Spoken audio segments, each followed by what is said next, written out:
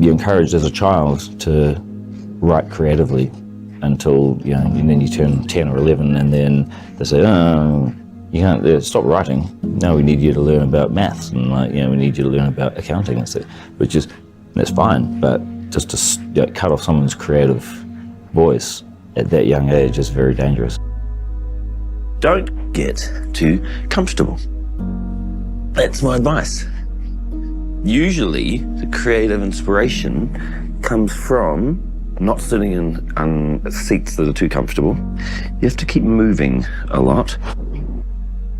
I feel like you've got to be nervous. I don't ever go into a film unless I feel like it could be the end of the career.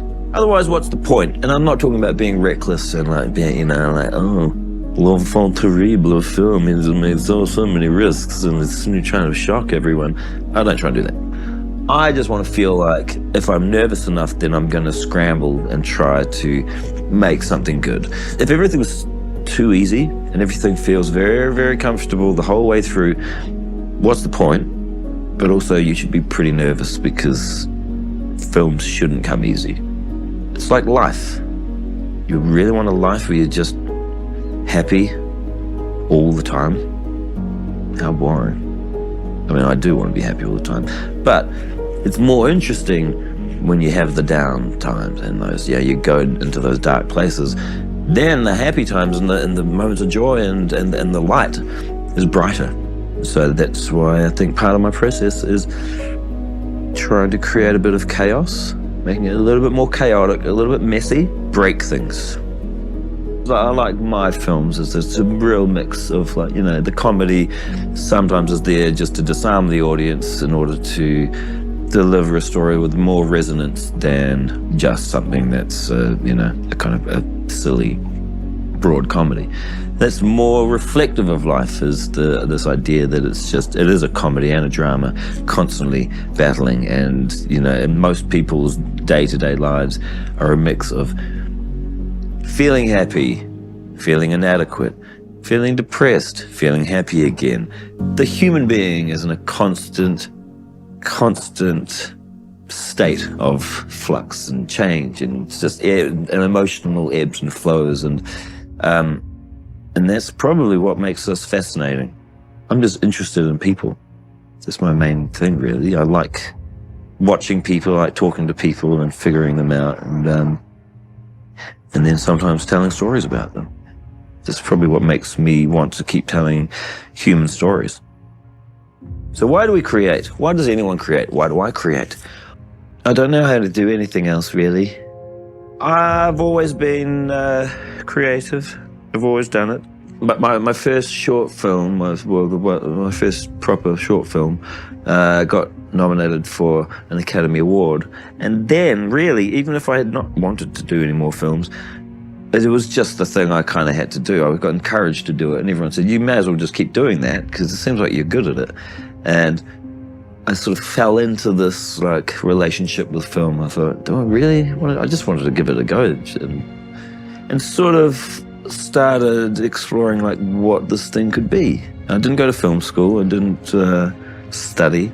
All I did was watch movies, and I would take movies that I thought were good, the ones that I thought were, you know, that I really enjoyed, and I didn't even dissect them or, like, analyze them. I just watched them again and again. I thought, okay, I think I get what's happening here. They're just telling a really good story. And so I slowly formed a relationship with film. I'm influenced by just certain people who are artists, and just the way that they move throughout life and throughout the world and throughout the creative path. And just when you thought you had them pegged, they went, nah, go this way. David Bowie, Picasso, Madonna, my mom. Because I think if you start doing the same thing again and again and again, then it turns into a job. Then you're just in traffic waiting to go to work. Boo. So I just cannot see myself just waking up and feeling like, where did that time go? I know where all my time went. How everything happened in my life, when it started. I didn't start making films until I was, what, 30? Perfect. Very happy with that. Get your life skills. Enjoy absorbing what the world has to give you, what life has to throw at you. And that then can be your fuel and what you tap into later on when you've decided what you want to do, if you want to become a filmmaker, if you want to paint stupid pictures. And that's how I feel like that's the advice I usually give to people. I like film because an audience is paying quite a lot of money these days for the right to judge your work. And you can't say, oh, well, they didn't get it. As a filmmaker, you don't have the right. I don't enjoy watching a film being put together, just every tiny little piece. My usual process of editing is I'll go in, I'll watch an assembly, I'll watch the cut, I'll think, well, that's it. I had a good run with this filmmaking thing. Probably time to find a new job. Then I freak out that I don't want to be seen to fail, especially when you're dealing with a lot of other people's money when you're making these films. So you really should kind of just try to fix the film. So then begins a months and months long process of trying to find what the real film is within this thing that you've made. The filming, that's the fun part, being on set, filming stuff, having a laugh, all that stuff's great. And that for me is sort of like just collecting ingredients for a meal.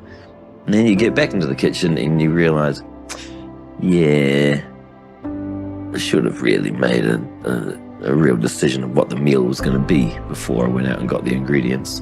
And then you're just trying to figure out, well, what can we make with these ingredients?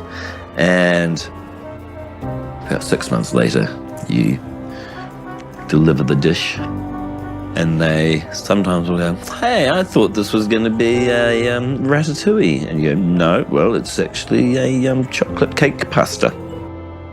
The problem with a lot of artists or filmmakers is that they don't listen to the voices in their heads. The really cool thing about making film is there's still an honest transaction between the artist and the audience. I think it all comes down to putting the power back in the hands of the people who own those stories. And so, I think that the only authentic way you can tell a story from a particular place is to get someone from that place. Someone who knows that content and knows the culture to tell it.